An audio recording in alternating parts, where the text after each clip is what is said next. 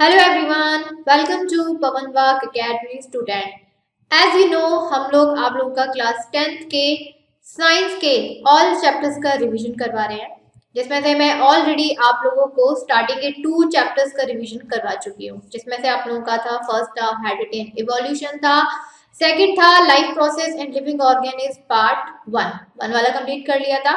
आज हम लोग यहाँ पर पार्ट 2 कंप्लीट करने वाले हैं। जब हम लोगों ने 1 में कंप्लीट किया था तो हम लोगों ने सिर्फ और सिर्फ अपनी सेल्स की, क्योंकि जो मेन स्ट्रक्चरल और बेसिक यूनिट्स होती है हमारी बॉडी की वो सेल्स होती हैं, राइट। तो सेल्स का पार्ट कंप्लीट किया था। सेल्स कौन सी प्रोसेस परफॉर्म करते हैं, किस तरीके से हमें एनर्जी मिलती है और किस तरीके से अपने डिवाइड करके हमारी बॉडी को जितने भी हमारी बॉडी के सेल्स डैमेज डिस्ट्रॉय हो जाते हैं उनको रिगेन करते हैं। आज हम लोग यहाँ पर पढ़ने वाले हैं लिविंग ऑर्गेनिज्म पार्ट 2 वाला, जिसमें मोस्टली हम लोग यहाँ पर सेक्सुअल और जो मेन पार्ट है सेक्सुअल और असेक्सुअल वाला, इसको हम लोग पढ़ेंगे। देखिए, इसके अलावा मैं ये भी आप लोगों को चीज बताती जाती हूँ कि कौन कौन सी डेफिनेशन है जो आपके एग्जाम में पूछ ली जाती है। एक तो भाई रिप्रोडक्शन की डेफिनेशन जरूर याद कर लेना। माना कि सब लोगों को पता है that what is reproduction, but still exam में रिप्रोडक्शन की डेफिनेशन पूछ ली जाती है। तो what is the definition of reproduction?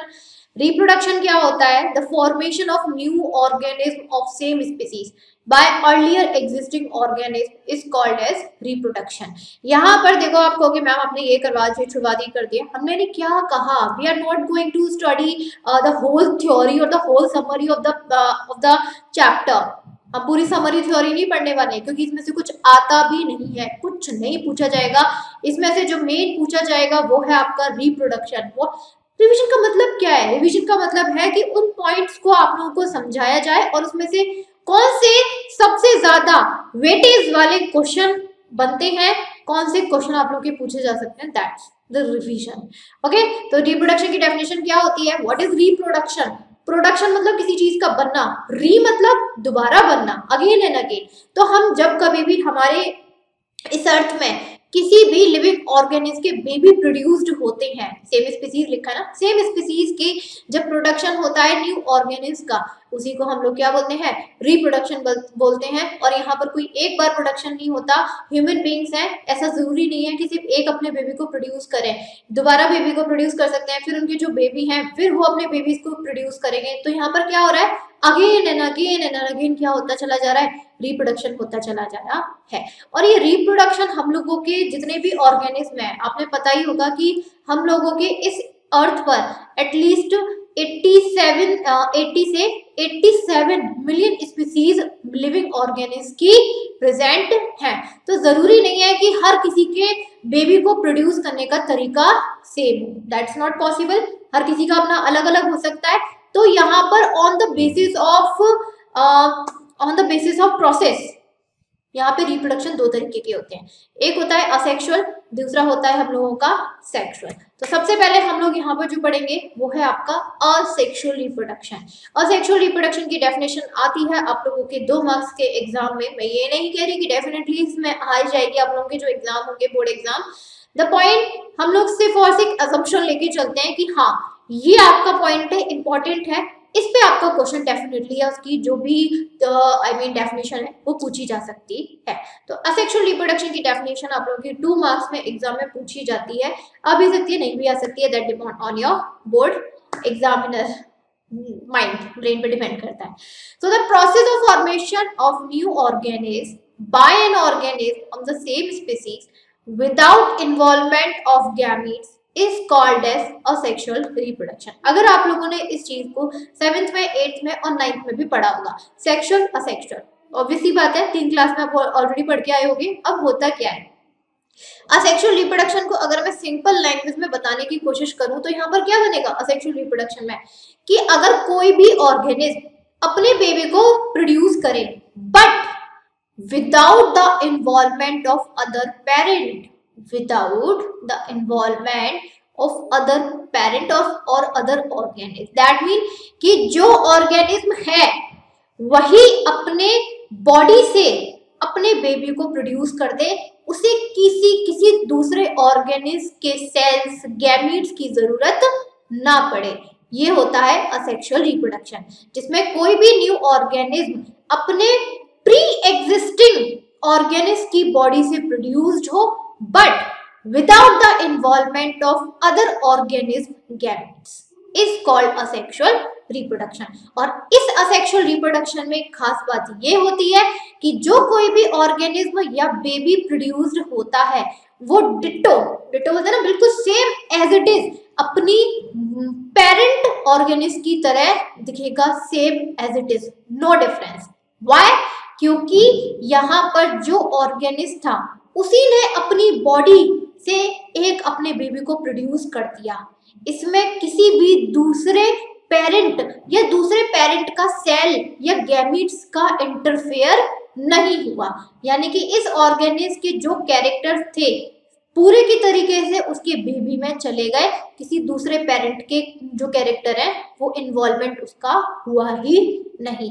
That's why जो बेबी प्रोड्यूस होता है असेक्सुअल रिप्रोडक्शन में एग्जैक्टली जेनेटिकली किस तरीके से बिल्कुल same as it is, ditto कह दो, टू कॉपी कह दो, कुछ भी वर्ड यूज कर लो, बिल्कुल अपने पेरेंट ऑर्गेनिज्म की तरह होता है, राइट। और यहाँ पर असेक्सुअल रिप्रोडक्शन में जो बेबी के अंदर सेल डिवीजन होगा या ऑर्गेनिज्म के अंदर जो सेल डिवीजन होता है अपने बेबी को प्रोड्यूस करने के लिए, वो होता है माइटोटिक सेल डिवीजन। ये बहुत इंपॉर्टेंट है, यहाँ से वन वर्ड में सिंपल आपसे पूछ लेंगे that in asexual reproduction organism occurs which cell division? So mitotic cell division. Got it. यहाँ पर ना अब देखिए असेक्सुअल रिप्रोडक्शन की दो चीजें हो जाती हैं। अब असेक्सुअल रिप्रोडक्शन, अब देखो कोई चीज हो रही है तो ऑब्वियस सी बात है उसका फायदा भी होता है, उसका नुकसान भी होता है। हर किसी का फायदा होता रहे नुकसान ना हो, दैट्स नॉट पॉसिबल। आप पढ़ रहे हो तो फायदा भी है और इसका नुकसान भी हो जाता है कहीं कहीं। आप कहोगे अरे बिल्कुल टाइम नहीं मिल पा रहा है, हम खेल नहीं पा रहे हैं, तो मतलब बहुत सारी चीजें हैं। मैं ये नहीं कह रही कि डिट्टो ही फायदा ही हो रहा है या बिल्कुल पूरी तरीके से नुकसान हो रहा है। हर चीज के दो पहलू होते हैं, या तो फायदा भी होगा नुकसान भी होगा। ऐसी चीज नहीं है कि फायदा ही फायदा होता रहे नुकसान कभी ना हो, दैट्स नॉट पॉसिबल। तो यहाँ पर भी असेक्सुअल रिप्रोडक्शन में फायदा नुकसान दोनों होता है। क्या होता है असेक्सुअल रिप्रोडक्शन में? अब एक बात बताओ, अगर सेक्सुअल रिप्रोडक्शन की बात करें, सेक्सुअल तो सब लोग जानते हैं ना, जहाँ पे टू पेरेंट्स का इन्वॉल्वमेंट होता है, मदर का फादर का, सेक्सुअल रिप्रोडक्शन है। उसमें जो टाइम ड्यूरेशन लगता है बेबी को प्रोड्यूस करने में 9 मंथ का लगता है, ये तो सभी को पता ही है, लगता है कि नहीं लगता। यहीं पर हम असेक्सुअल रिप्रोडक्शन में बात करें, asexual reproduction is a fast process. Asexual reproduction कैसी है? एक फास्ट प्रोसेस है।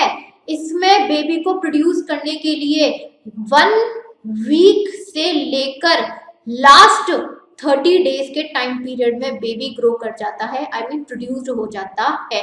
30 डेज तो मैक्सिमम है और बाकी के मिनिमम तो कितने भी हैं, 1 वीक, 2 वीक, 3 वीक, 4 वीक, जितने भी हैं।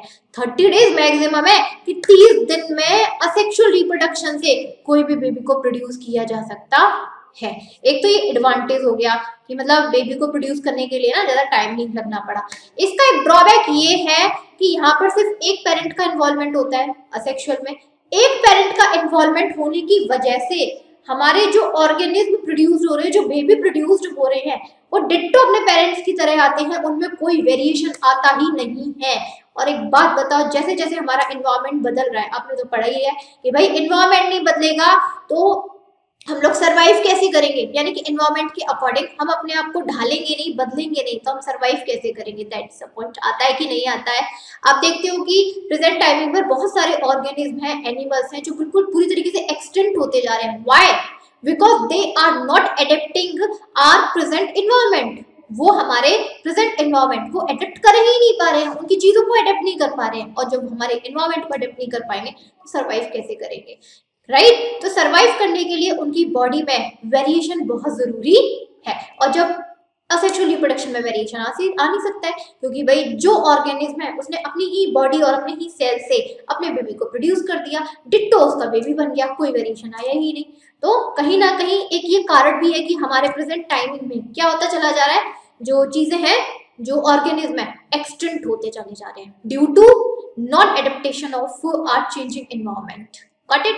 अब देखो हम लोगों के काफी सारे असेक्सुअल रिप्रोडक्शन होते हैं। सबसे पहले हम लोग बात करते हैं यहाँ पर बाइनरी फिजन की। देखो बाइनरी फिजन में होता क्या है, मैं डायरेक्ट आपको बताऊंगी। बाइनरी फिजन में थ्योरी आप लोगों के पढ़ने के लिए है, थ्योरी आप लोग पढ़ेंगे यहाँ पर। देखो बाइनरी फिजन में होता क्या है। बाइनरी फिजन, पहले तो बाइनरी का मतलब ही समझ लो। अगर हम लोगों ने जहाँ टॉपिक का मतलब समझ लिया, ये समझ लो हमने उसका पूरा मतलब समझ लिया।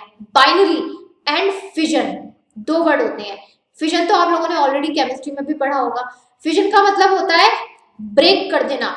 What is the meaning of fission? Break, किसी चीज को ब्रेक कर देना, तोड़ देना। Now what is the meaning of binary? Bi का मतलब क्या होता है मैथ्स में? टू। पढ़ते हो ना बाइनरी डिजिट्स और आप लोगों की मोनो डिजिट्स होती हैं मैथ्स में। What is the meaning of bi? Bi से मतलब ही समझ आ रहा है two. That mean binary fission क्या है कि कोई भी ऑर्गेनिज्म, सपोज करो कोई ऑर्गेनिज्म है, अभी एग्जांपल भी दे देंगे, कोई ऑर्गेनिज्म है, उसने जब वो मैच्योर हो गया, पहली बात तो यही समझ लेना भाई, ऑर्गेनिज्म अपने आप को ब्रेक तभी कर सकता है जब वो मैच्योर हो जाए। मेच्योरिटी के बिना मैच्योर हुए तो अपनी बॉडी को ब्रेक नहीं करेगा। पहली बात तो यही समझ लेना, दैट्स इंपॉर्टेंट पॉइंट, एग्जाम में पूछ भी लेते हैं कि यहाँ पर क्या हुआ कि यहाँ पर कोई भी ऑर्गेनिज्म है और उसने अपने आप को मैच्योर होने के बाद टू पार्ट्स में डिवाइड कर लिया। बाइनरी मतलब टू, फिजन मतलब ब्रेक, तोड़ लिया, दैट इज बाइनरी फिजन। जैसे कि अमीबा में, अमीबा में आप देख रहे हो यूनिसेलर होता है, सिंगल सेल होता है, यहाँ पर एक सेल है, उसके बीच में एक न्यूक्लियस है, सबसे पहले न्यूक्लियस डिवाइड होता है। हम लोगों ने life process in living organism part 1 क्या पढ़ा था कि सेल के अंदर जब सेल डिवीजन होता है, जब सेल क्या करता है, सेल डिवाइड होता है, तो सबसे पहले उसमें कौन सी प्रोसेस परफॉर्म होती है? कैरियोकाइनेसिस होती है। What is the meaning of karyokinesis? The division of nucleus. What is the meaning of karyokinesis? The division of nucleus. तो यहाँ पर भी क्या है, अमीबा एक यूनिसेलर सेल है, तो सबसे पहले वो अपने न्यूक्लियस को डिवाइड करेगा। न्यूक्लियस को डिवाइड करने के बाद कौन सी प्रोसेस आती है? साइटोकाइनेसिस। दैट्स व्हाई आप लोगों के पार्ट 1 में आप लोगों को सेल डिवीजन के दो फॉर्मेशन होती हैं, काइरोकाइनेसिस और साइटोकाइनेसिस, वो आप लोगों को बताई थी। Got it? तो यहाँ पर फिर आप देख सकते हो टू पार्ट्स में डिवाइड हो गया। सेम एज इट इज आप लोग यूग्लेना का एग्जांपल ले सकते हो। Euglena is also also follow binary fission but longitudinally. यहाँ पर अमीबा लॉन्गिट्यूडनली, लैटिट्यूडनली, ट्रांसवर्स, इस तरीके की जो फिजन है उसको फॉलो नहीं करता। Why? Because amoeba do not have a perfect shape but euglena has. Euglena की परफेक्ट शेप होती है लाइक दैट, तो वो लॉन्गिट्यूडनली इस तरीके से बीच में लॉन्गिट्यूडनली डिवाइड होता है like that, as you can see. Same as it is paramecium की बात करें, paramecium is also like this type of structure and shape. तो ये भी क्या करता है अपने आप को, दिस वन बीच मिडिल सेंटर से ट्रांसवर्सली अपने आप को टू पार्टीशन में डिवाइड करता है। तो these are the examples of binary fission. The what is the meaning of binary fission? देखो एग्जाम में क्या पूछा जाएगा, एग्जाम में कोई थ्योरी नहीं आती है कि ये पूरा आप लोगों का असेक्सुअल रिप्रोडक्शन है, right the summary of this reproduction. No, सबसे पहले पूछेंगे डेफिनेशन, ज्यादा से ज्यादा 2 मार्क्स की, 2 मार्क्स की डेफिनेशन, ज्यादा कोई डेफिनेशन नहीं आती है। ठीक, डेफिनेशन पूछ ली, बाइनरी फिजन में लिख सकते हो अपनी लैंग्वेज में बना के। चीजें रटनी नहीं है, समरी में रटना नहीं है बुक का, अपनी लैंग्वेज बनानी है। एग्जामिनर क्या चेक करता है? एग्जामिनर चेक करता है देन हाउ कितना आप लोगों ने समझा इस टॉपिक को, और उस टॉपिक को जितना आपने समझा है उसको आप अपनी लैंग्वेज में कैसे बना सकते हो। So don't follow the summary of book, follow your own opinions and thoughts. Got it? 2 marks की डेफिनेशन होगी। इसके अलावा क्या पूछेगा? एग्जाम्पल्स। कितने मार्क्स में पूछ लेगा? 1 मार्क्स में पूछ लेगा। मैं ये मैक्सिमम मार्क्स का बता रही हूँ बेटा, मैक्सिमम मार्क्स का, कि अगर 4 मार्क्स का क्वेश्चन आ गया that right a summary on reproduction, तो आपको कैसे क्वेश्चन में डिवाइड करके देगा। 2 मार्क्स की डेफिनेशन पूछेगा, what is binary fission, you can write your own thoughts on your opinions. 1 marks में एग्जाम्पल पूछ लेगा, ज्यादा से ज्यादा डायग्राम बनवा लेगा, अगर ज्यादा ये तो ये लो 1 मार्क्स का, बन गए। आया समझ में? इस तरीके से आपको करते हुए चलना है। अब देखो, अब आ जाओ मल्टीपल फिजन में। देखो मल्टीपल फिजन क्या होता है। फिजन का मतलब तो पता ही है, फिजन का मतलब क्या है? ब्रेक करना। ठीक, अब बात आती है यहाँ पर मल्टीपल फिजन। बाइनरी में क्यों, बाइनरी का मतलब क्या था? 2 ना। व्हाट इज द मतलब, what is the meaning of multiple? बहुत सारे, राइट, बहुत सारे वेरिएंट, इस तरीके से आप लिख सकते हो। मल्टीपल का क्या मतलब क्या होता है? बहुत सारे। दैट मीन कि अगर कोई ऑर्गेनिज्म अपने आप को बहुत सारे बेबीज में, बहुत सारे अपने बेबीज को प्रोड्यूस करता है, अपनी बॉडी को बहुत सारे नंबर ऑफ पार्ट्स में डिवाइड कर देता है, सिर्फ 2 पार्ट्स में डिवाइड नहीं करे, नंबर ऑफ पार्ट्स में डिवाइड कर दे, उसी को हम लोग बोलते हैं मल्टीपल फिजन। देखो इसमें होता क्या है, पहले ये चीज समझ लीजिए। जैसे हमारे पास कोई अमीबा है, ठीक, अमीबा के अंदर एक क्या नाम है, न्यूक्लियस प्रेजेंट है। तो यहाँ पर क्या होगा, जब अमीबा मेच्योर हो जाएगा और उसे पता है कि उसे अमीबा हर एक तरीके के अमीबा होते हैं। कोई अमीबा होता है जो सिर्फ बाइनरी फिजन फॉलो करते हैं, कुछ अमीबा होते हैं जो मल्टीपल फिजन फॉलो करते हैं, ये उनके ऊपर डिपेंड करता है, वो जाने, हमें उससे कोई मतलब नहीं है। तो ये वाला जो अमीबा है ये कौन सा वाला है, ये मल्टीपल फिजन वाला है, ठीक है। अब ये क्या करता है कि जब ये मेच्योर हो जाएगा तो इसके अंदर जो न्यूक्लियस है, राइट, सबसे पहले तो एक उसकी हार्ड वॉल आ जाएगी, सिस्ट, एक आउटर हार्ड कवरिंग आ जाएगी, सिस्ट, जिसे क्या बोलते हैं, सिस्ट। ये क्वेश्चन आ सकता है कि मल्टीपल फिजन में ऑर्गेनिज्म अपने ऊपर जो हार्ड कवरिंग बना लेते हैं उसका क्या नाम है, सिस्ट है।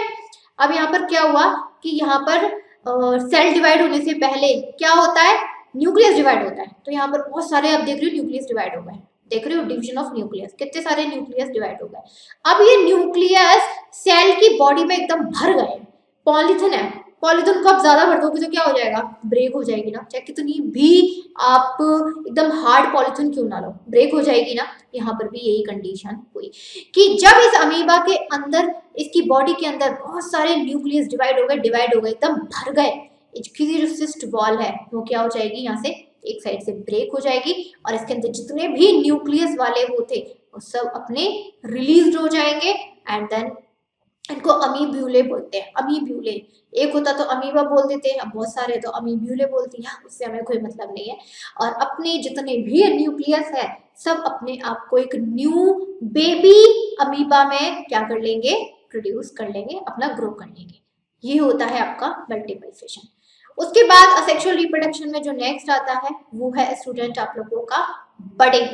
बडिंग जो आपका बर्ड आया है, बडिंग जो वर्ड आया है वो बर्ड से आया है, कंफ्यूज ना होना, मैंने क्या बोल दिया।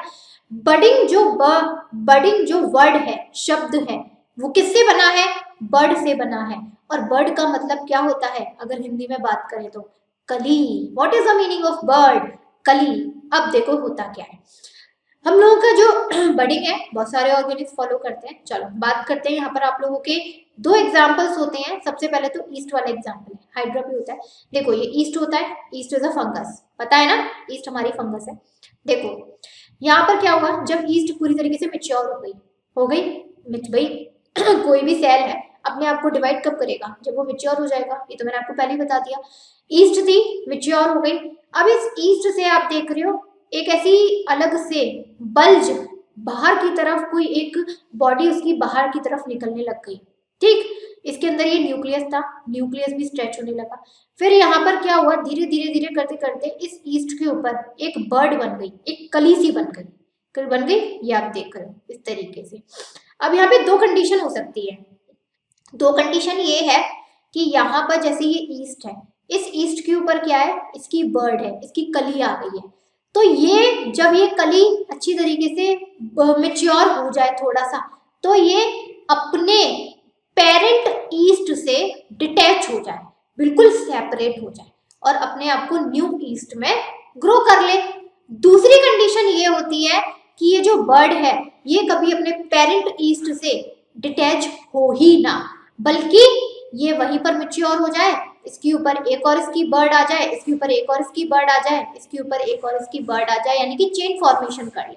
क्या कर ले, ये चेन फॉर्मेशन। ये डिपेंड करता है ईस्ट के डिफरेंट डिफरेंट टाइप की ईस्ट पर, ये हमारे हाथ में नहीं है, कौन की बात है।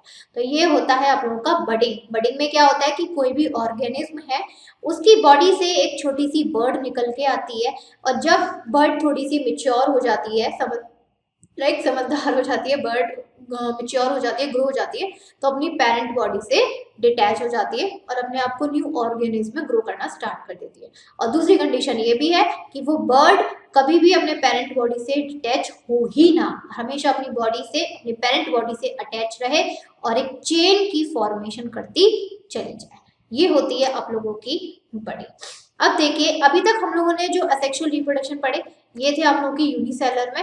अब हम लोग यहाँ पर पढ़ेंगे मल्टी सेलुलर ऑर्गेनिज्म में, asexual reproduction in multi cellular organism, यानी कि जो हम लोगों के मल्टी सेलुलर एनिमल्स होते हैं ना, ऑर्गेनिज्म होते हैं, वो असेक्सुअल रिप्रोडक्शन कैसे फॉलो करते हैं। सबसे पहले आ जाते हैं हम लोग यहाँ पर फ्रेगमेंटेशन। देखो बच्चा, मैं आप लोगों को फ्रेगमेंटेशन और रीजनरेशन एक साथ समझाऊंगी अलग से। फ्रेगमेंटेशन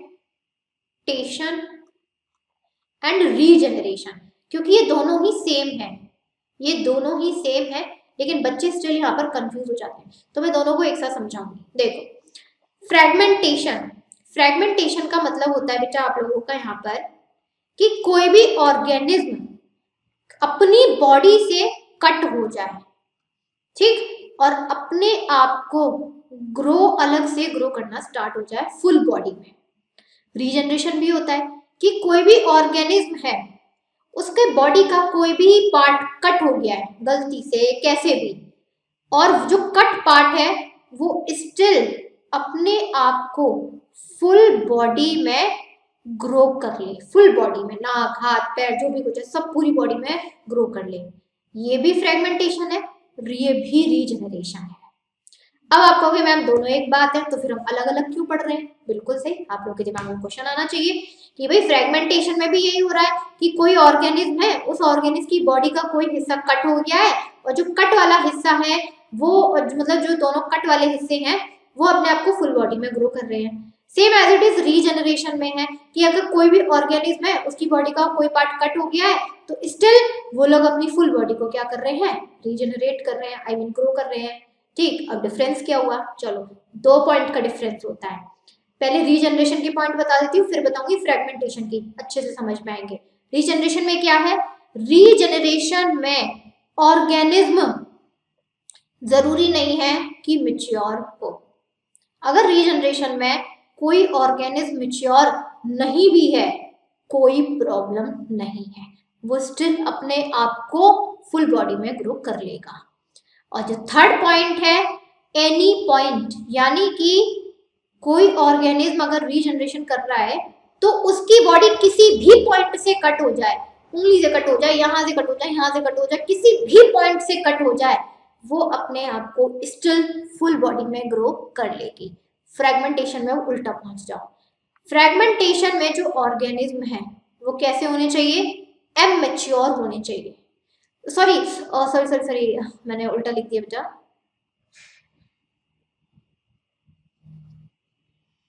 सॉरी मैंने ये इसका पॉइंट लिख दिया, just give me a second. हाँ, फ्रेगमेंटेशन में ऑर्गेनिज्म कैसे होने चाहिए? मैच्योर होने चाहिए। अगर ऑर्गेनिज्म मैच्योर नहीं है, इमैच्योर है, और इमैच्योर कंडीशन में उसकी बॉडी का कोई पार्ट कट हो गया, कभी ग्रो नहीं करेगी। थर्ड पॉइंट में फिक्स्ड पॉइंट, फिक्स्ड पॉइंट, यानी कि फ्रेगमेंटेशन में जो ऑर्गेनिज्म आते हैं, जो कि फ्रेगमेंटेशन प्रोसेस को फॉलो करते हैं, उनकी बॉडी के कुछ फिक्स्ड पॉइंट होते हैं कि अगर इस पॉइंट से उसकी बॉडी का पार्ट कट हुआ है तब तो वो ग्रो करेगा फुल बॉडी में, अगर किसी अदर पॉइंट से हुआ है तो ग्रो नहीं करेगा। अब समझ में आया कि क्या डिफरेंस होता है? भले ही दोनों सेम है कि फ्रेगमेंटेशन रीजनरेशन में क्या हो रहा है कि ऑर्गेनिज्म के कोई भी बॉडी का पार्ट कट हो गया है तो वो अपने आप को फुल बॉडी में अगेन ग्रो कर लेगा, but conditions are apply. Fragmentation में ऑर्गेनिज्म मैच्योर होना चाहिए, अदरवाइज ग्रो नहीं करेगा, और उनकी बॉडी के कुछ फिक्स्ड पॉइंट होते हैं, यहाँ से कट हुआ है तो ही ग्रो करेगा। रीजनरेशन में ऐसी कोई कंडीशन नहीं है, इमेच्योर भी है तो भी चलेगा, अगर किसी पॉइंट से कट हो गया है तो भी वो अपने आप को रीग्रो कर लेगा। बाकी का आप एग्जाम्पल देख सकते हैं, जैसे कि यहाँ पर स्पाइरोवायरा हो गया, साइकॉन हो गया जो कि स्पॉन्ज है। यही रीजनरेशन में बात करें तो रीजनरेशन में आप लोगों का जो प्लानेरिया है वो आ जाएगा, और भी एग्जाम्पल्स होते हैं। चलो नेक्स्ट आता है बडिंग। अब आप कहोगे मैम बडिंग तो पहले भी पढ़ के आ गए, चलो ठीक है, लेकिन हमने किस में पढ़ा था? ईस्ट में पढ़ा था, जो कि है यूनिसेलुलर। ईस्ट क्या होती है? यूनिसेलुलर है। अभी हम लोग यहाँ जो बडिंग पढ़ेंगे हाइड्रा में पढ़ेंगे, जो कि एक मल्टी सेलुलर है। दैट्स व्हाई डिफरेंस कुछ नहीं होता, डोंट वरी। मैं ये नहीं कहूंगी कि वो यूनिसेलर था, उसकी फंक्शन कुछ अलग थे, यहाँ पर ये मल्टी सेलर है, इसका कुछ अलग है, ना ना ना, कुछ भी डिफरेंट नहीं है। बस डिफरेंस इतना है, ईस्ट हम लोग का कैसा था? यूनिसेलुलर था, हाइड्रा कैसा है? मल्टी सेलुलर है, बस इतना डिफरेंस है। ठीक है, अब देखो होता क्या है। जैसे हाइड्रा का प्लांट है, हाइड्रा का प्लांट है, अब हाइड्रा के प्लांट पे आप देख रहे हो धीरे धीरे धीरे करके एक बर्ड निकलती आ रही है, निकलती आ रही है। फिर ये बर्ड क्या है? धीरे धीरे धीरे बड़ी हो रही है, और ये अपने पेरेंट बॉडी से तब तक डिटैच नहीं होगी जब तक ये थोड़ा सा बढ़ नहीं जाती, थोड़ा सा ग्रो नहीं हो जाती। अगर जब तक ये छोटी सी थी और यहीं से अपने बॉडी से अलग हो जाती, पेरेंट बॉडी से, तो ग्रो नहीं कर पाती ना। खाना, न्यूट्रिशन, पानी, ये सब उसे कहाँ से मिलता, बेचारे को नहीं मिल पाता ना। तो बर्ड तब तक अपने पेरेंट बॉडी से अटैच रहती है जब तक वो खुद कैपेबल नहीं हो जाती अपना खाना बनाने में, न्यूट्रिशन लेने में। जैसे ही ये कैपेबल हो जाएगी, ये अपने पेरेंट हाइड्रा से डिटैच हो जाएगी और सॉइल में नीचे गिर जाएगी और अपने आप को संभाल लेगी, इतना कैपेबल हो जाएगी कि वो digestion, excretion, respiration, nutrition, food, water, सब कुछ अपना इंतजाम खुद कर सके।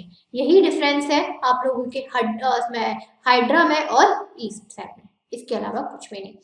एक आता है हम लोगों का प्लांट में। भाई प्लांट में भी असेक्सुअल रिप्रोडक्शन होते हैं, ये मत समझना कि प्लांट में सिर्फ सेक्सुअली रिप्रोडक्शन होते हैं, प्लांट में भी आप लोगों के असेक्सुअल रिप्रोडक्शन होते हैं और इसे हम लोग बोलते हैं वेजिटेटिव प्रोपगेशन, राइट। प्लांट में जो असेक्सुअल रिप्रोडक्शन परफॉर्म होते हैं हम इसे बोलते हैं वेजिटेटिव प्रोपगेशन। देखो आप लोगों ने देखा होगा, आप लोगों ने अपने घर में भी देखा होगा कि जो मदर्स वगैरह है, रूट, स्टेम, लीफ, बर्ड, मतलब किसी की रूट उखाड़ के ले आई, लीफ ले आई, स्टेम ले आई, कली ले आई और अपने घर के आके गार्डन में लगा दिया।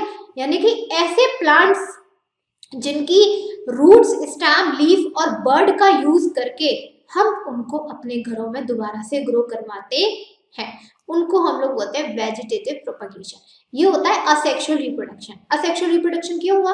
क्योंकि जो प्लांट था उसकी बस उसी की रूट इस्तेमाल करी और यहाँ पर हम लोगों ने क्या करवा दिया, उसको ग्रो करवा दिया। किसी की स्टेम लिया है प्लांट की, उसको अपने आके गार्डन में लगा दिया, ग्रो हो गया। किसी का लीफ लिया है, आके गार्डन में लगा दिया, ग्रो कर गया।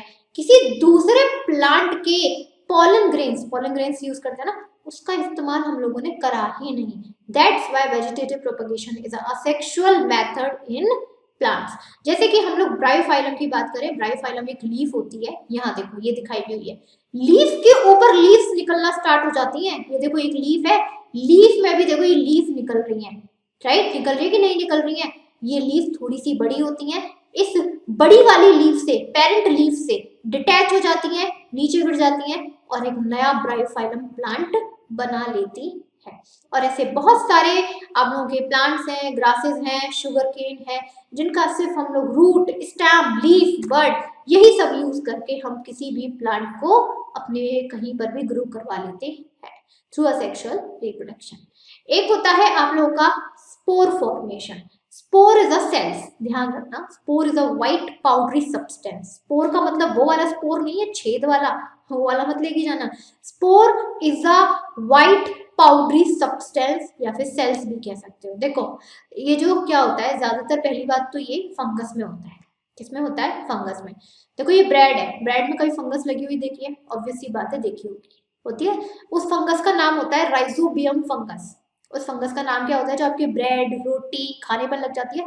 Rhizobium fungus. इसका स्ट्रक्चर होता है ऐसा, है ना। अगर माइक्रोस्कोप से देखा जाता है ना उन फंगस को, तो ऐसी होती है। अब देखो होता क्या है यहाँ पर ये होते हैं रिजॉइड्स, ये होते हैं रिजॉइड। रिजॉइड मतलब एक तरीके से उनकी रूट्स जो ब्रेड में अंदर वो दबा लेती हैं, ठीक है। फिर इस तरीके से उनकी स्टेम्स निकल के आती है जिसे बोलते हैं हाइफी, ठीक। एंड देन फिर ये अपना राउंड स्ट्रक्चर बना लेती है जिसको बोलते हैं स्पोरगेनियम। और इन राउंड स्ट्रक्चर के अंदर किसकी फीलिंग होती है? स्पोर्स की, व्हाइट पाउडरी सब्सटेंस की। और जैसे ही ये मैच्योर हो जाते हैं स्पोरगेनियम, ये स्पोरगेनियम बर्स्ट हो जाते हैं और इनके अंदर जो व्हाइट पाउडरी सब्सटेंस है, स्पोर्स, पूरी तरीके से सारी ब्रेड पर पूरे उस पर फैल जाते हैं और अपनी जो फंगस है उसको ग्रो करते चले जाते हैं, जिसकी वजह से हमारा पूरा खाना सब कुछ क्या हो जाता है? खराब हो जाता है। समझ में आया? ये होती है स्पोर फॉर्मेशन। अपनी कॉलोनी बना लेती है, फंगल कॉलोनी, और हमारे पूरे खाने को बर्बाद कर देती है। और ये चीज भी ध्यान रखना, जो स्पोर फॉर्मेशन होता है वो हमेशा मॉइस्ट और वार्म प्लेस पर ही होता है। ऐसे ठंडक में नहीं हो सकता। आप ठंडक में एक हफ्ते के लिए ब्रेड छोड़ दो बाहर, कोई खाना छोड़ दो, कभी खराब नहीं होगा, ना फंगस लगेगी। क्योंकि फंगस को अपने आप को ग्रो करने के लिए कैसी रिक्वायरमेंट होती है? मॉइस्ट और वार्म प्लेस की रिक्वायरमेंट होती है। ठंडे में वो जीवित नहीं रह सकती है। चलिए ये था आप लोगों का असेक्सुअल रिप्रोडक्शन। नेक्स्ट आ जाते हैं सेक्सुअल रिप्रोडक्शन। पहले तो आप लोग इसका क्या देखना है, डेफिनेशन। डेफिनेशन में क्या लिखोगे, sexual reproduction always occurs with the help of two germ cells, the one is female, the other is male, जिनको हम जर्म सेल्स बोलते हैं, राइट। तो इसमें एक दो पेरेंट्स की रिक्वायरमेंट होती है, एक फीमेल की और दूसरा मेल की रिक्वायरमेंट होती है।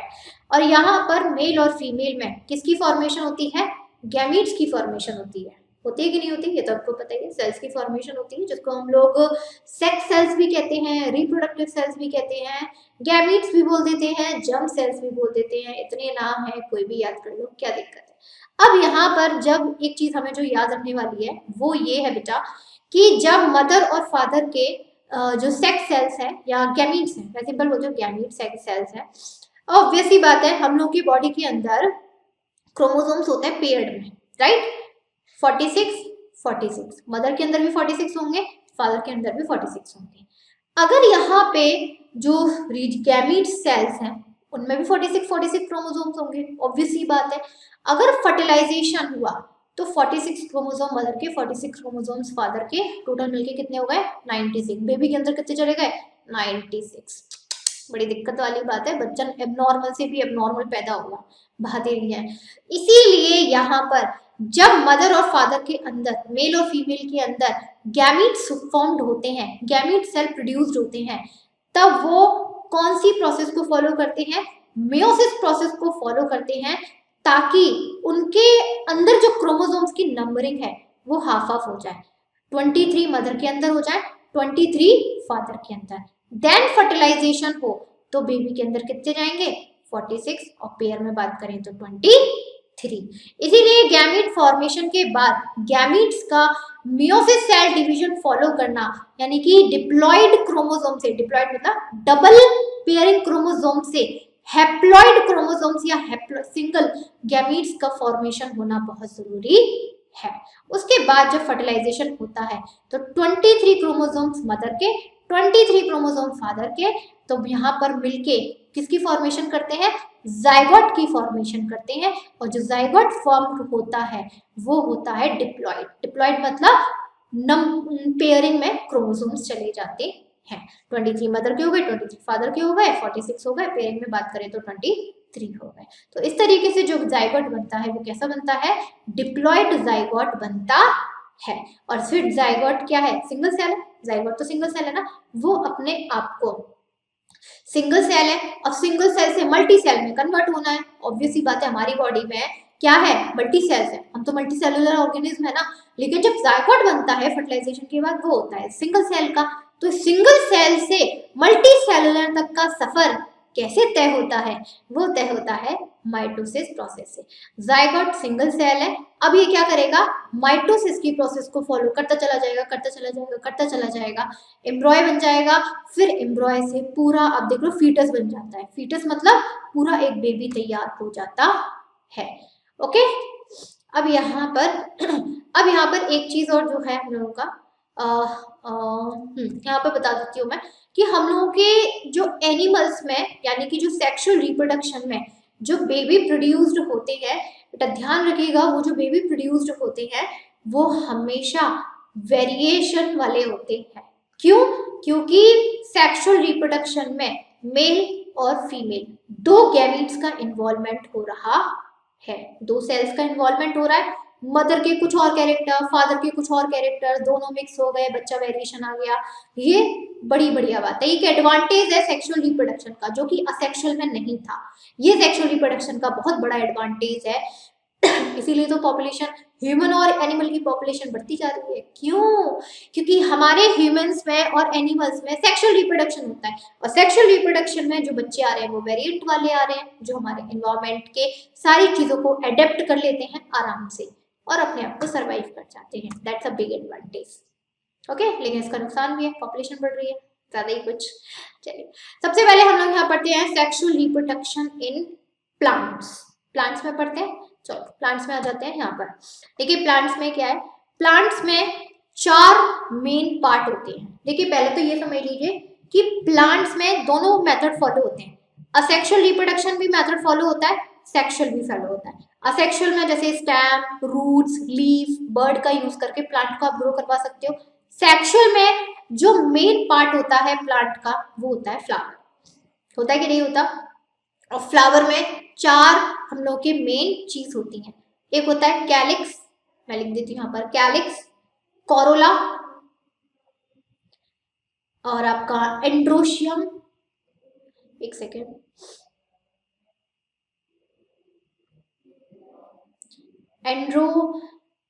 एंड्रोशियम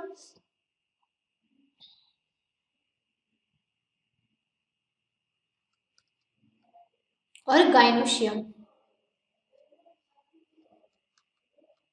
ठीक है, 4 मेन पार्ट होते हैं फ्लावर के। प्लांट का जो प्लांट सेक्सुअल रिप्रोडक्शन को फॉलो करता है उसका मेन रिप्रोडक्टिव पार्ट कौन सा कहा जाएगा? फ्लावर कहा जाएगा। और फ्लावर के अंदर 4 मेन पार्ट होते हैं, कौन कौन से? कैलिक्स, कोरोला, एंड्रोशियम, गाइनोशियम, ये 4 होते हैं। देखो कैलिक्स क्या होता है, फ्लावर भी आप लोगों को दिखाया हुआ है नीचे जहां से हम लोग फ्लावर को पकड़ते हैं, ऐसे किसी को प्लांट फ्लावर देते हैं तो ऐसे पकड़ के देते हैं ना, ऐसे पकड़ के, राइट, डंडी से पकड़ के देते हैं, दैट इज पेडिकल, जहां से हम लोग फ्लावर को पकड़ते हैं। फिर यहाँ से आप लोगों ने फ्लावर के नीचे से ग्रीन कलर की ऐसे पत्तियां देखी होंगी, इसको बोलते हैं सेपल्स। बहुत सारी होती है, 4 होती है, 5 होती है, 6 होती है, 7 होती है, उसके ग्रुप को बोलते हैं कैलिक्स। फिर आती है कोरोला, यानी कि पेटल्स, पत्तियां होती है ना रंग बिरंगी, ऐसे तोड़ते तोड़ते चले जाते हो, पेटल्स। ऐसे ग्रुप की बात करेंगे तो कोरोला। फिर यहाँ पर आता है एंड्रोशियम और गाइनोशियम। एंड्रोशियम होता है male part of the flower, androecium is the male part of the flower and gynoecium is the female part of the flower, female part of the flower. और यही 2 हम लोगों के मेन होते हैं, मेल पार्ट और फीमेल पार्ट। भाई sexual reproduction किससे होगा?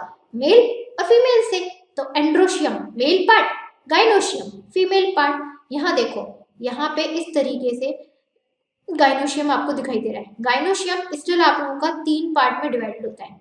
सबसे ऊपर वाला पार्ट आपको दिखाई दे रहा है स्टिग्मा, फिर इसके नीचे एक स्टॉक दिखाई दे रही है, दैट इज स्टाइल, और यहाँ पे एक स्वेलन पार्ट दिखाई दे रहा है, इसे बोलते हैं ovary. Same as it as androecium की बात करें मेल पार्ट की, तो यहाँ पर आप देखो एक स्टॉक दिखाई दे रही है, उसके ऊपर एक स्वेलन पार्ट दिखाई दे रहा है। इस स्टॉक को हम लोग बोलते हैं फिलामेंट, और ऊपर जो आपको ये स्वेलन दिखाई दे रहा है इसको हम लोग बोलते हैं एंथर। ये डायग्राम बड़ा ही इंपॉर्टेंट है, ये डायग्राम बहुत इंपॉर्टेंट है। किस तरीके से आ सकता है? या तो आप लोगों को डायग्राम बना के दे देंगे, लेबलिंग करने के दे देंगे, या फिर आपसे पूरा ही बोलेंगे राय draw the parts of the flower, तो आपको पूरा करना पड़ेगा। अब ये आपके ऊपर है कि आप लोग, मैं तो ये कहूँगी पूरा करके जाओ, चाहे कैसे भी है, चाहे लेबलिंग करने के लिए है चाहे बनाने के लिए है, आप पूरा करके जाओ, दैट्स वेरी इंपॉर्टेंट। अब यहाँ पर हम लोगों के फ्लावर भी 2 तरीके के होते हैं, एक होता है बाइसेक्सुअल, एक होता है मोनोसेक्सुअल। बाइसेक्सुअल, मोनोसेक्सुअल, देखो बाइसेक्सुअल में क्या है? बाइसेक्सुअल एक ऐसा फ्लावर है जिसमें एक ही फ्लावर में मेल और फीमेल पार्ट दोनों प्रेजेंट हो, ऐसे फ्लावर को कहेंगे बाइसेक्सुअल। और एक होता है आप लोगों का यूनिसेक्सुअल या मोनोसेक्सुअल, कुछ भी कह दो, यानी कि उस फ्लावर में एक ही पार्ट हो, या तो मेल पार्ट हो या फीमेल पार्ट हो, हमें उससे मतलब नहीं है कि मेल है या फीमेल है, हम उससे कोई मतलब ही नहीं है, बस एक ही होना चाहिए। अगर किसी आ जाते हैं 1 वर्ड में डेफिनेशन पूछ लेंगे बाइसेक्सुअल की और यूनिसेक्सुअल की, that is what are bisexual flowers, what are unisexual flowers. तो आप कैसे बताओगे बाइसेक्सुअल फ्लावर्स कौन से हैं? जिनके अंदर एक ही फ्लावर में आप लोगों के मेल और फीमेल दोनों पार्ट होते हैं। यूनिसेक्सुअल, यूनि का मतलब एक होता है कि एक फ्लावर में एक ही पार्ट प्रेजेंट होगा, या तो मेल वाला या फीमेल वाला। अब इसमें बोला गया है कि यहाँ पर if only androecium is present it is a male flower. अगर किसी फ्लावर में कौन सा पार्ट प्रेजेंट है? मेल रिप्रोडक्टिव पार्ट, जिसे हम लोग बोलते हैं एंड्रोशियम, उस फ्लावर को कहेंगे मेल फ्लावर। और अगर किसी फ्लावर में कौन सा पार्ट प्रेजेंट है? गाइनोशियम, यानी कि फीमेल रिप्रोडक्टिव पार्ट, उसे हम लोग बोलेंगे फीमेल फ्लावर। एग्जाम्पल इसमें पपाया दिया हुआ है, ठीक है। अब यहाँ पे दिखाया गया है, देखो फ्लावर का एक सपोर्ट होता है, स्टॉक होता है, जिसको बोलते हैं पेडिकल। ऐसे फ्लावर को बोलते हैं पेडिकल, क्योंकि हर एक फ्लावर में ये जो डंडी होती है ना पकड़ने वाली, पेडिकल नहीं प्रेजेंट होती है। किसी किसी में होती है, किसी किसी में नहीं होती। रोज में होती है, रोज को पकड़ते हो ना ऐसे देते हो किसी को, रोज में होती है पेडिकल। तो ऐसे फ्लावर्स को कहेंगे पेडिसिलेट। और जो कि विदाउट स्टॉक होते हैं, उसमें पेडिकल होती ही नहीं है, उन फ्लावर्स को हम लोग बोलते हैं यहाँ पर सेसाइल। ये मैं जो बता रही हूँ ना, bisexual, unisexual, male flower, female flower, pedicellate, sessile, ये 1 वर्ड में, एमसीक्यूज में 1 वर्ड में या 2 मार्क्स में आप लोगों को देंगे। ज्यादा नहीं देंगे कि 3 मार्क्स में लिखो, 4 मार्क्स में लिखो, बिल्कुल भी नहीं, सिर्फ 1 मार्क का क्वेश्चन पूछा जाएगा। The flower had the pedicel called as pedicellate. The flower has without stalk is called sessile. When the androecium is present, it is called male flower. When gynoecium is present, it is called female flower. सिर्फ 1 marks के question है यहाँ से आप लोगों की, यही तो आप लोगों को चीजें याद करनी पड़ती हैं। अब देखो यहाँ से एक और क्वेश्चन बनना है। Androecium is a male part, right?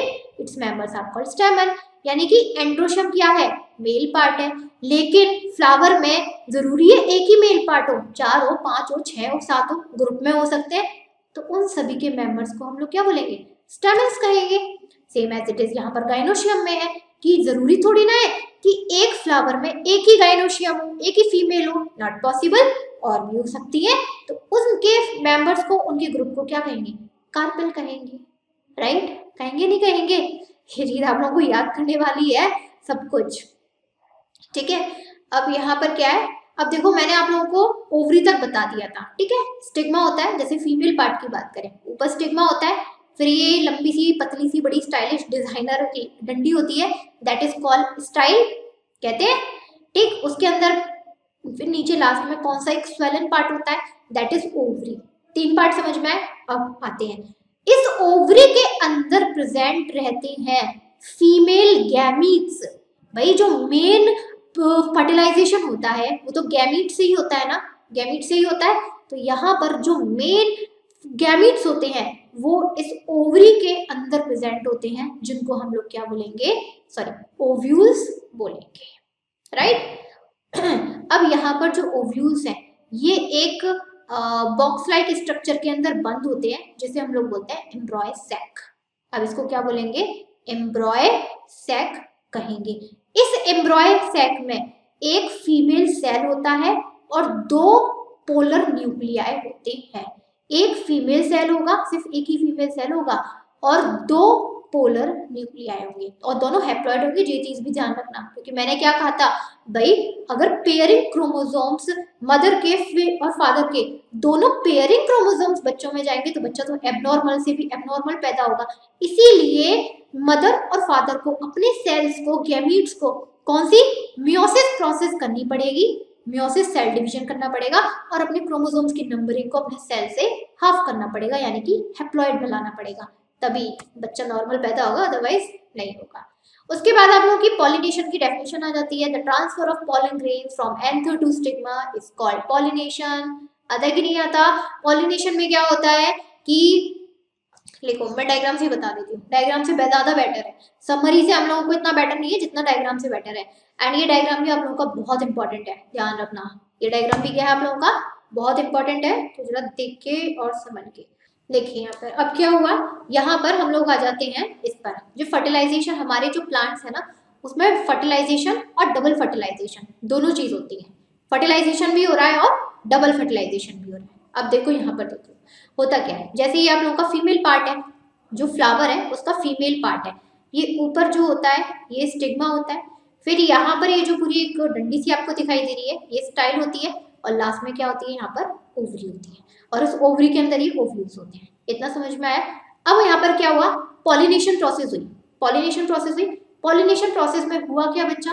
Pollination process में ये जो पॉलन ग्रेन्स है, पॉलिनेशन प्रोसेस में ये जो पॉलन ग्रेन्स है ये स्टिग्मा पे जाते हैं, और पॉलन ग्रेन्स ये अंदर एक पॉलन ट्यूब बना लेते हैं, किसके? पूरा ओव्यूल्स तक। पॉलन ट्यूब की फॉर्मेशन करते हैं पूरे ओव्यूल्स तक, और पॉलन ट्यूब के अंदर क्या प्रेजेंट रहते हैं? Male gametes. क्या प्रेजेंट होंगे? Male gametes. 2 मेल गैमीट्स होते हैं, ध्यान रखना। अब ये मेल गैमीट्स किसके पास चले गए?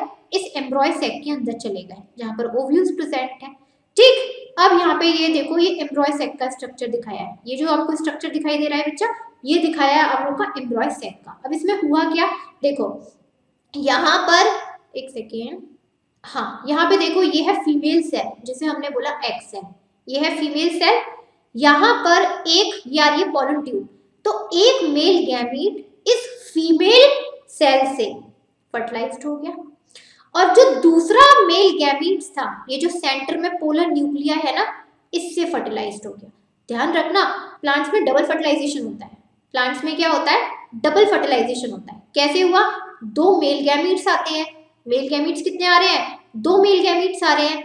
और फीमेल में, यानी कि एम्ब्रॉय सैक में, ओव्यूल के एम्ब्रॉय सैक में एक फीमेल सेल होता है और एक पोलर न्यूक्लियाई होता है। तो यहाँ पर जो एक मेल गैमीट है वो फीमेल के एग सेल से कंबाइन हो जाता है, एक फर्टिलाइजेशन हो गया। और जो दूसरा मेल गैमीट है, यहाँ पे जो बीच में प्रेजेंट होता है ना पोलर न्यूक्लियाई, इससे कंबाइंड हो गया, इससे अटैच्ड हो गया। दैट्स वाई इसे हम लोग बोलते हैं डबल फर्टिलाइजेशन। भाई फर्टिलाइजेशन का मतलब होता है the combination of two cells. What is the meaning of fertilisation? The combination of two cells. तो यहाँ पर दो सेल्स तो कंबाइन हो रहे हैं ना, पहला मेल गैमीट फीमेल गैमीट से कंबाइन हो रहा है, ठीक, और किसकी फॉर्मेशन कर रहा है? जाइगोट की फॉर्मेशन कर रहा है, वो तो हो गई। उसके बाद यहाँ पे जो दूसरा गैमीट है मेल का, वो उसके पोलर न्यूक्लियस से कंबाइन हो रहा है, हो तो रहा है ना, that is why it is called double fertilisation. आए समझ में? चलिए, ये था प्लांट में। अब आ जाता है हम लोग का ह्यूमन बीइंग्स में। ह्यूमन बीइंग्स में थोड़ा सा डिफर होता है, चलो इसको भी देख लेते हैं। ह्यूमन बीइंग्स का ज्यादा इंपॉर्टेंट है comparison to plants. Sexual reproduction जो ह्यूमन बीइंग्स का है वो बहुत ज्यादा इंपॉर्टेंट है। पहली चीज तो ये समझ लीजिए, ह्यूमन बीइंग्स में एक होता है मेल, एक होता है यहाँ पर फीमेल। मेल में जो क्रोमोसोम्स होते हैं वो होते हैं XY, फीमेल में होते हैं XX। ये तो याद है, ऑलरेडी आप लोग चैप्टर पढ़ चुके हैं। We are just revising the chapter, not the detail theory. तो ये चीज आप लोगों को याद होगी कि मेल में जो क्रोमोसोम्स की नंबरिंग होती है, सेक्स क्रोमोसोम्स की, वो XY होती है, और फीमेल में जो सेक्स क्रोमोसोम की होती है वो XX होती है। ओके, इतना आगे समझ में? चलो, सबसे पहले हम लोग यहाँ स्टार्ट करते हैं human male reproductive system. Male reproductive system करें। Diagram is very important, diagram is very important. Diagram से ही सारी चीज समझेंगे। यहाँ पर आप लोगों का इतना सारा थ्योरी हम लोग नहीं है, हम लोग को मेन डायग्राम से समझना है। डायग्राम समझ में आ गया, थ्योरी अपने आप समझ में आ जाती है। यहाँ देखो, यहाँ पर क्या होता है, मेल में ये सबसे पहले स्क्रोटम वाला पार्ट होता है जो कि आउटर होता है। दिस पार्ट, ये स्क्रोटम वाला पार्ट होता है। इसके अंदर प्रेजेंट होती हैं टेस्टिस। स्क्रोटम के अंदर प्रेजेंट होती हैं टेस्टिस। ये जो आपको दिखाई दे रही है ना, ये पूरी पूरी ऐसी गोल गोल सी राउंड शेप में, दैट आर टेस्टिस। देखो ये लिखा भी हुआ है टेस्टिस, ठीक। अब यहाँ पे देखो, इस टेस्टिस के ऊपर इस तरीके से लेयर है। इस लेयर को हम लोग बोलते हैं एपिडिडाइमिस। इस लेयर को हमने क्या बोला? एपिडिडाइमिस बोला। फिर यहाँ से आप लोगों की एक लॉन्ग ट्यूब की फॉर्मेशन हो रही है। हो रही कि नहीं हो रही? इसको बोला जाता है वेस डिफेंडेंस। इसको हम लोग क्या बोलते हैं? वेस डिफेंडेंस। ये जो लॉन्ग ट्यूब है आप देख रहे हो, यहाँ से इस तरीके से जाके अटैच हो रही है। ये यूरिनरी ब्लैडर है, ठीक है, यहाँ पर अटैच हो रही है जाके, और यहाँ से जहां पर ये जाके अटैच हो रही है, ठीक, इसको बोलते हैं प्रोस्टेट ग्लैंड। किससे जाके अटैच हो रही है? प्रोस्टेट ग्लैंड से जाके अटैच हो रही है। और इस प्रोस्टेट ग्लैंड के ऊपर एक और ऑर्गन होता है जिसे हम लोग बोलते हैं सेमिनल वेसिकल। इसे हमने क्या बोला? सेमिनल वेसिकल बोला। फिर यहाँ से ये आप देख रहे हो, यहाँ पर एक और इस तरीके से कवरिंग प्रेजेंट है, इसे हम लोग इजेक्टुलरी, हाँ ठीक है, यहाँ से आप देख रहे हो, हाँ ठीक ठीक, इजेक्युलरी डक्ट है, यहाँ पर प्रेजेंट होती है इजेक्युलरी डक्ट। फिर यहाँ से ये जो इजेक्युलरी डक्ट है, यूरिनरी ब्लैडर वाला पार्ट है, यूरिनरी ब्लैडर से एक ट्यूब की फॉर्मेशन हो रही है जो किसमें जा रही है? ये पेनिस के इधर की अंदर की साइड जा रही है। और यहाँ पर बीच में एक और ग्लैंड प्रेजेंट होती है, इसको बोलते हैं कॉपर्स ग्लैंड। फिर यहाँ पे ये जो पेनिस के अंदर एंटर हो जाती है, इसको बोलते हैं यूरिनोजेनिटली डक्ट। ये दो चीज को कैरी करती है, एक तो यूरिन को, दूसरा स्पर्म को। स्पर्म की फॉर्मेशन किसके अंदर होती है? टेस्टिस के अंदर होती है। ये टेस्टिस से होते हुए पहले वास डिफेंडस में एंटर करेगी, वास डिफेंडस से फिर आप लोगों का ये यहाँ पर प्रोस्टेट ग्लैंड में जाएगी, प्रोस्टेट ग्लैंड से फिर यहाँ पर आएगी इस यूरिनोजेनिटल डक्ट में, फिर आउट ऑफ द क्या नाम है, इससे आउट हो जाएगी, ठीक। ये तो आपका बोला। अब देखो यहाँ पर मुझे समरी बताने की जरूरत नहीं है, क्योंकि अगर मैं समरी बताऊंगी तो चीज तो यही निकल के आएगी जो मैंने आप लोगों को बताया। बस मेन क्या है आप लोगों का? डायग्राम है। अगर डायग्राम यहाँ आप लोगों को समझ में आ गया तो ये समझ लो पूरा मेल रिप्रोडक्टिव आप लोगों को समझ में आ गया। हो गया। सबसे पहले क्या हुआ, यहाँ पर स्क्रोटम होता है out of the body. Scrotum के अंदर किसकी प्रेजेंस होती है, टेस्टिस की। टेस्टिस के अंदर किसकी फॉर्मेशन होती है, स्पर्म्स की फॉर्मेशन होती है। फिर यहाँ पे जब स्पर्म्स बन जाते हैं तो फिर ये कौन सी ट्यूब से बाहर आते हैं, यहाँ पे वेस डिफरेंस से बाहर आते हैं। वेस डिफरेंस से होते हुए ये यहाँ पर कहाँ पर एंटर हो जाते हैं, इस प्रोस्टेट ग्लैंड में एंटर हो जाते हैं। ठीक, इस प्रोस्टेट ग्लैंड से होते हुए फिर ये यूरिनोजेनिटल डक्ट से ऐसे यहाँ पर आते हैं और पेनिस के through out of the body release हो जाते हैं। अब आप कहोगे तो मैम यहाँ पे जो ग्लैंड प्रेजेंट है, कॉपर्स ग्लैंड और सेमिनल वेसिकल, इनका क्या काम हुआ, बिल्कुल सही क्वेश्चन है।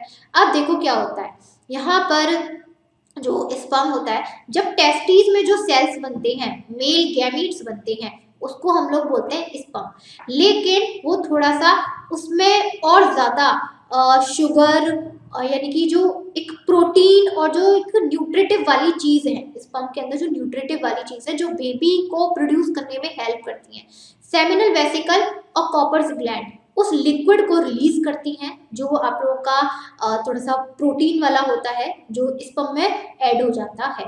तो सेमिनल वेसिकल और कॉपर्स ग्लैंड का क्या काम हुआ कि स्पर्म के अंदर उस एक्स्ट्रा लिक्विड को ऐड करना जो बेबी की फॉर्मेशन में हेल्प करता है। फिर वो स्पर्म नहीं रहता, वो सीमेन होता है। फिर out of the body, out of the penis जो रिलीज होता है उसे हम स्पर्म नहीं कहते, उसे सीमेन कहते हैं। क्यों, क्योंकि स्पर्म के अंदर वेसिकल सीमेन, सेमिनल वेसिकल और कॉपर्स ग्लैंड ने अपने एक्स्ट्रा कुछ लिक्विड को एडअप कर दिया और स्पर्म में कुछ एडिशन कर दिया जिसकी वजह से फिर वो सीमेन कहा जाता है।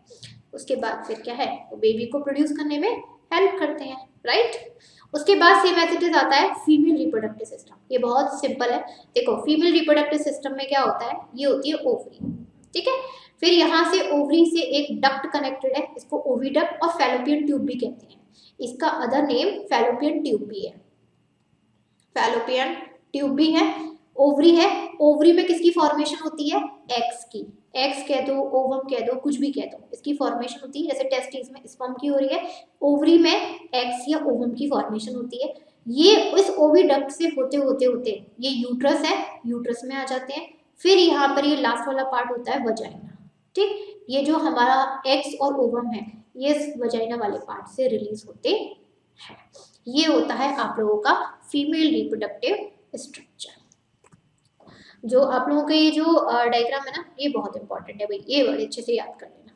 गैमीट फॉर्मेशन मैंने बताई दिया कि मेल में स्पर्म की फॉर्मेशन होती है, फीमेल में ओवम की फॉर्मेशन होती है, ठीक। स्पर्म टेस्टिस में प्रोड्यूस्ड होते हैं, राइट, और जो ओवम है ओवरीज में प्रोड्यूस्ड होते हैं। और दोनों ही मियोसिस की फॉर्मेशन करते हैं क्योंकि ये डिप्लॉय जो फर्टिलाइज्ड होंगे तो डिप्लॉयड फर्टिलाइज नहीं होंगे, कैसे फर्टिलाइज्ड होंगे, हैप्लॉयड फर्टिलाइज्ड होंगे, होते हैं। यहाँ तक और आप लोगों ने यहाँ पर क्या होता है कि जो oocyte है, oocyte मतलब जो ओवम है, ओवम मदर यानी कि फीमेल के अंदर कितनी एज तक रिलीज होते हैं, 45 तक, उसके बाद नहीं होते। फिर लास्ट मेनोपॉज, जब तक यानी कि लास्ट कब तक रिलीज हो रहे हैं, 45 ईयर्स की एज में रिलीज हो रहे हैं, और जब खत्म हो जाते हैं, बिल्कुल एंड हो जाता है, उसको बोलते हैं मेनोपॉज। और ठीक है, यहाँ पर मेनोपॉज के बाद क्या होता है, मेनोपॉज के बाद जो मदर या फीमेल है वो कभी भी प्रेग्नेंट नहीं हो सकती क्योंकि उनके अंदर जो ओवम है वो लास्ट कब तक रिलीज हो रहे हैं, 45 एज तक ही रिलीज हो रहे हैं। समझ में आ गया इतना। उसके बाद फर्टिलाइजेशन वाला पॉइंट आता है। यहाँ पर मैं आप लोगों को इतना डिटेल में नहीं बता रही हूँ क्योंकि आता भी नहीं है, इसमें सिर्फ 1 वर्ड के क्वेश्चन आते हैं, जो आते हैं वही बता रही हूँ। What is fertilisation, the formation of zygote by union of sperm and ovum is called fertilisation, ठीक। यहाँ पर जो जर्नी है, जो स्पर्म है पहले वजाइना में एंटर होता है, वजाइना से यूट्रस में जाता है, ओविडक्ट में चला जाता है। प्यूबर्टी की जो एज होती है वो 10 से 17 ईयर्स में स्टार्ट होती है, राइट, और 45 से 50 ईयर्स तक क्या हो जाती है, यहाँ पर एंड हो जाती है। हर साल यानी कि हर महीने मदर के अंदर 2 से 4 मिलियन ओवम प्रोड्यूस्ड होते हैं। यानी कि आप ये कह सकते हो कि पूरा 45 या 50 ईयर्स तक की एज में आप लोगों का कम से कम 400 oocytes रिलीज्ड हो चुके होते हैं। और बाकी के जो बच जाते हैं वो डीजनरेट हो जाते हैं, बिल्कुल फिनिश हो जाते हैं, खत्म हो जाते हैं। डेवलपमेंट ऑफ बर्थ वाला बेटा आप लोगों का रिड्यूस सिलेबस है तो हम लोग नहीं पढ़ेंगे। उसके बाद एक मेंस्ट्रुएशन वाला साइकिल है, ये काफी इंपॉर्टेंट है, ये आप लोगों का ऑब्वियस ही बात है 4 मार्क्स में आ सकता है। देखो होता क्या है यहाँ देखिए हम लोगों का जो एक मेंस्ट्रुएशन साइकिल है स्पेशली फीमेल्स में होता है, कितने टाइम पीरियड के बाद होता है? 28 से 30 डेज के टाइम पीरियड में होता है, पहली बात तो ये, ठीक है, 28 से 30 डेज के टाइम पीरियड में होता है। और यहाँ पर 4 हार्मोन्स हेल्प करते हैं। पहला हार्मोन है FSH, फॉलिसाइल स्टिमुलेटिंग हार्मोन, दूसरा है luteinising hormone, oestrogen and progesterone. देखो होता क्या है यहाँ पर, मैं डायग्राम से समझाती हूँ। सबसे पहले क्या हुआ, यहाँ पर हम जो फीमेल बॉडी होती है, फीमेल बॉडी के अंदर ओवम रिलीज हो रहे हैं, ठीक है, बहुत सारे ओवम रिलीज होते हैं। अभी हम लोगों ने क्या देखा, 4 से 5 मिलियन, और हर महीने 400 तो रिलीज हो ही रहे हैं, कम से कम काफी सारे रिलीज हो रहे हैं। तो वो ओवम क्या है, अब देखो जब तक सीमेन अवेलेबल नहीं है तो प्रेगनेंसी तो हो नहीं सकती, जब तक फीमेल बॉडी के अंदर स्पर्म नहीं जाएगा तो प्रेगनेंसी तो हो नहीं सकती। तो यहाँ पर क्या है, ओवम तो वेस्ट है, क्योंकि जब फर्टिलाइज नहीं होंगे तो वेस्ट है। तो यहाँ पर क्या होता है, हर महीने यूट्रस के अंदर बहुत सारे ओवम यहाँ इस यूट्रस में पूरा फिल्ड अप होते चले जाते हैं, बहुत सारे फिल्ड अप होते चले जाते हैं, बहुत सारे फिल्ड अप होते चले जाते हैं, और यूट्रस की जो लेयर है उसके साथ अपना एक थिक लेयर बना देते हैं, बना दी थिक लेयर।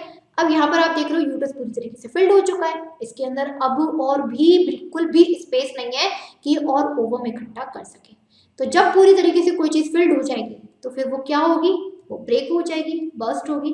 और जब ये बर्स्ट होती है, ब्रेक होती है, तो ब्लड की फॉर्म में वजाइना से रिलीज्ड होते हैं ये ओवम, इसको बोलते हैं मेंस्ट्रुएशन साइकिल। इनको हम लोगों ने क्या बोला, मेंस्ट्रुएशन साइकिल। इस टाइमिंग पर एस्ट्रोजन और प्रोजेस्टेरोन दोनों हार्मोन रिलीज होते हैं। यहाँ पर क्या हुआ, दोनों हार्मोन रिलीज होंगे, और इसके अलावा जो FSH है और LH हार्मोन है ये भी रिलीज होते हैं, जो कि यूट्रस की लेयर को ब्रेक करने में हेल्प करते हैं। क्योंकि अगर यूट्रस की लेयर ब्रेक नहीं होगी तो जो ओवम है ब्लड की फॉर्म में कैसे रिलीज होंगे, नहीं हो पाएंगे ना। तो FSH हार्मोन और LH हार्मोन और प्रोजेस्टेरोन और एस्ट्रोजन ये सब क्या कर रहे हैं, ये सब जो यूट्रस की लेयर है उसको रिलीज करने में हेल्प करते हैं। यहाँ पे देखो पहले के जो फर्स्ट डे है, सपोज करो मेंस्ट्रुएशन साइकिल खत्म हुई है, तो फर्स्ट डे क्या हुआ, यहाँ पर जो ओवम है वो रिलीज हुए, वो ओवम है वो रिलीज हुए यहाँ पर वो यहाँ ओवम क्या है यहाँ पर रिलीज हुए। ओवम रिलीज होने के बाद फिर वो क्या है, यूट्रस की लेयर पे अपनी एक थिक लेयर बनाते चले गए, यूट्रस की लेयर को देखो थिक होते चले गए, बिल्कुल एकदम थिक करते चले गए।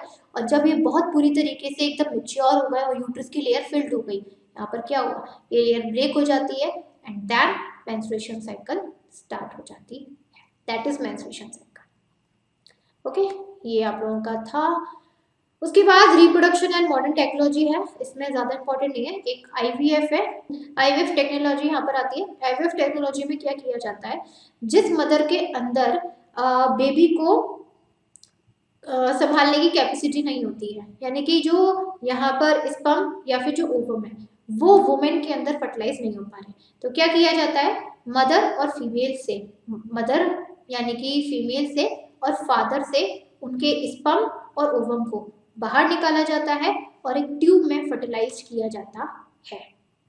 इन विट्रो फर्टिलाइजेशन, IVF का मतलब क्या होता है, इन विट्रो फर्टिलाइजेशन, यानी कि ट्यूब के अंदर मदर के ओवम और फादर के स्पर्म को क्या किया जाता है, फर्टिलाइज किया जाता है। और फिर पूरी तरीके से जब वो जायगोट बन जाता है, फिर जायगोट को मदर के अंदर यूट्रस में सब इम्प्लांट कर देते हैं, फिर जैसे बेबी ग्रो होता है वैसे ग्रो होता है। एक होता है सरोगेसी, सरोगेसी में क्या होता है, यहाँ पर वही कंडीशन है कि मदर का जो यूट्रस है वो अच्छी तरीके से कैपेबल नहीं है बेबी को कैरी करने के लिए, तो यहाँ पर भी वही करेंगे, पहले एक ट्यूब में, लैब में एक ट्यूब में मदर और फादर के स्पर्म और ओवम को फर्टिलाइज कराएंगे, जायगोट बन जाएगा, देन इस जायगोट को किसी दूसरी मदर के यूट्रस में ट्रांसप्लांट करते हैं, क्योंकि जो मदर है उसके अंदर यूट्रस के अंदर इतनी कैपेबिलिटी नहीं है कि वो क्या कर पाए, उस बेबी को कैरी कर पाए, इसलिए दूसरी मदर के अंदर करते हैं। ये होती है सरोगेसी। एक होता है स्पर्म बैंक या सीमेन बैंक।